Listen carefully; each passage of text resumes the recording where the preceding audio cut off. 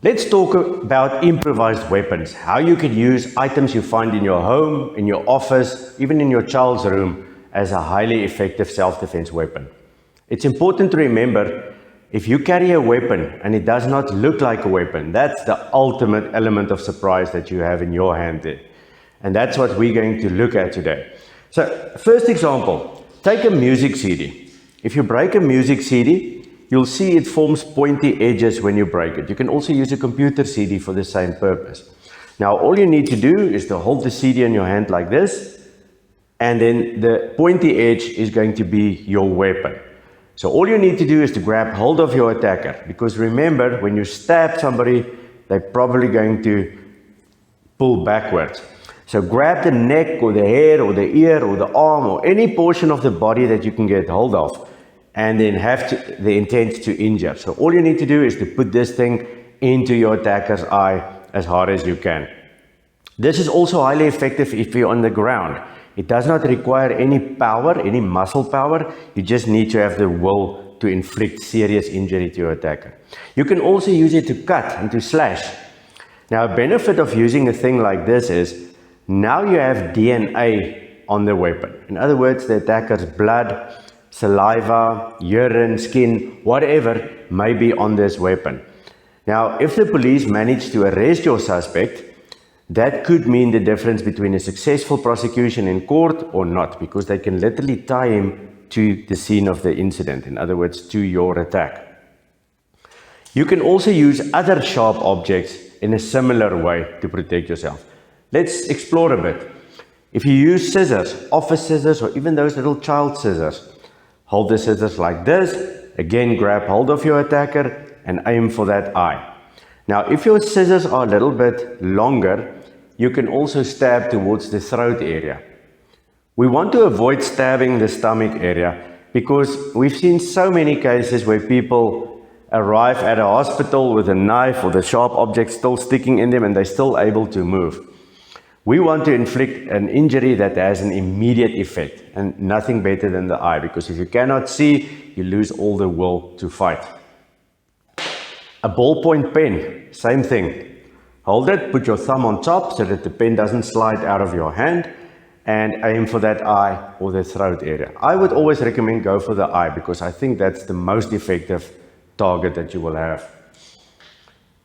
A screwdriver. Same thing, maybe you're busy in your garage, suddenly there's an attacker and you need to protect yourself. What can you do? If you have a screwdriver in your hand, immediate weapon. You can immediately use it. What about the old car key self-defense technique? I'm sure if you've Googled or watched YouTube videos, you will see the influencers show you that you have to hold the keys between your knuckles like this and then you have to punch your attacker.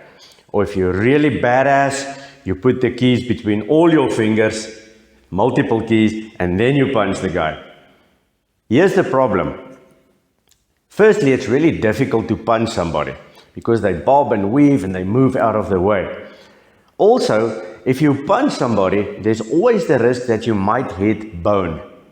Now, imagine what will happen if you punch bone with keys. It will go upwards and it will most likely cut into your own flesh, hurting you even more than your attacker. A much better way to use car keys is to put it in your hand like this. Close your hand and now you have a solid stabbing tool. So you can go all sewing machine on your attacker. It's a lot easier if you're on your back on the ground to stab than it is to try and punch because there's no weight holding you back. You just need to move your arm to be able to stab. You can also change angles at a moment's notice. So you can go for the left eye, you can go for the right eye multiple times. This also does not look like a weapon. You can walk in town like this and nobody will look at you twice. Remember what we said earlier. The more a weapon does not look like a weapon, the more the element of surprise is on your side and the higher the chance that you will be able to use it effectively. So that covers stabbing devices. Now we're going to move on to things that you can spray. Now remember, with the spray you want to aim for the eyes as well, because if you take away the sight of your attacker, that's the ultimate. So if you use any chemical in a can, commercial chemicals, insect killers, hand sanitizers, deodorants, cleaning materials like Zep oven cleaner, for example, that dissolves fat in ovens. Can you imagine what that will do to eye tissue? So depending on the type of chemical you use, it may or it may not have a longer or a shorter effect. So if you spray something like Zep into somebody's eyes, guaranteed they're going to lose their eyesight. But if you spray something like deodorant into their eyes, obviously that's going to cause a slight burning sensation, but it will not be enough to stop your attacker. But it could mean the difference between getting a different weapon out or not, or running away or not. Because this thing can buy you time. Also, you can use the container as a weapon. In other words, the hard surface at the bottom of the can. If you strike towards the nose bridge or even the chest where the ribcage joins, if you strike really hard, that's extremely painful. It's a lot more powerful than just using your bare hand if you strike with an object. What about pepper spray? Now, although pepper spray is not technically an improvised weapon, it's actually a real weapon, we're going to classify it under improvised weapons for the purpose of this discussion. So when you're selecting pepper spray, it's important to select the correct type of pepper spray. Firstly, look at the size of the container. We recommend going for a 60 milliliter size container because it's small, it's easy to carry in your hand, and it's also easy to carry in your pocket. It does not look very obvious. Now, the key to a good weapon, as we said earlier, is for it to be as inconspicuous as possible. You don't want the attacker to see that you carry a weapon, because that will take away all the surprise element that you have on your side. The next thing that you need to look for is read the label. You want the pepper spray that says mist or fog. I would avoid the one that says direct stream. Let me explain. Mist or fog sprays in the same way as deodorant. So if you look at the spray pattern, you can see it is a cloud type of spray that comes out. So that's the one that you need. Direct stream works a little bit more like a water pistol. So it's a little spray that goes in one direction. There's not a cloud. Now, why do you want the mist and not the direct stream? Simple. During an attack, you don't have time to aim. Most people will just spray in the general direction, and you want to have the biggest chance of hitting your target. Direct stream is more suitable for police or law enforcement use. Police control the time, place, and method of their attack or their approach. They decide upfront, I'm going to spray this guy. They have enough time to get that weapon out, and they have enough time to aim that weapon and to spray towards a specific attacker. In a self-defense situation, you don't have that luxury. You just have to pull out your weapon and use it at a moment's notice. Hence, we recommend going for a mist or a fog type of spray. The next thing that you need to do is look at the ingredients or the contents of the canister. If it does not specify what's in the tin, do not buy it. It should say something like OC, oleoresin capsicum. That's the learned name for pepper spray. Be very cautious of imported pepper sprays that you buy from street vendors. They often contain nothing more than peppermint oil, which is not effective at all. Now, how to use your pepper spray? Pepper spray lasts, or the effects last for about 20 minutes to 40 minutes, depending on the individual and also depending on environmental factors. For example, if a person has been sprayed before, very often they can work through the effects of pepper spray. Most policemen will tell you people under the influence of alcohol and drugs, if you spray them, there's very little effect. They may be coughing and crying, but they still continue doing what they were doing. Even soldiers get trained to continue to operate through the effects of pepper spray. Go and watch on YouTube and you will see plenty of videos where police officers and military officers get sprayed and then they complete an obstacle course even after that. So don't over-rely on pepper spray. Don't think this is the ultimate stopper. This is the ultimate tool to stop an attack. Again, like with the improvised weapons, it buys you time. Now, there's a correct and a wrong way, or a more effective and a less effective way to use pepper spray. The first thing that you want to do is try to conceal the weapon as long as you can. So keep it behind your leg or your back, and keep your other hand visible. This gives you that little bit more of a surprise when you're about to use it. The next thing you want to do is to try and create distance between yourself and your attacker. Do it with an open hand. Remember what we learned earlier? I don't want to fight versus I don't want to fight. So try to calm the guy down, create a little bit of distance by sticking your arm out to the front. When you're ready to use it, step back, move this hand to the front of your face, bring the pepper spray to the front. So from a different angle, it would look like this. Now when you use the pepper spray, put your thumb on top. Don't use your front finger. You'll find it's a lot more effective under pressure to use your thumb than try to use your index finger.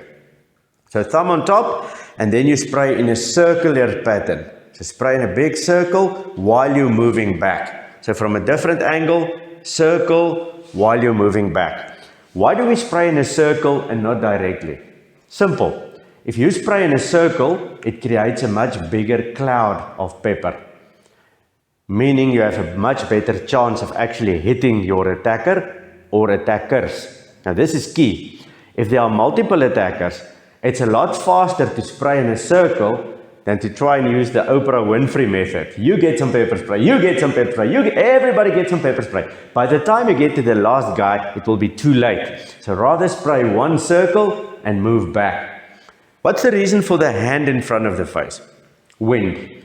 Many times the wind blows the pepper back towards you. So this gives you some sort of a protection. Also, sometimes, depending on the brand and the design of the can, people spray themselves by pointing the canister back at themselves.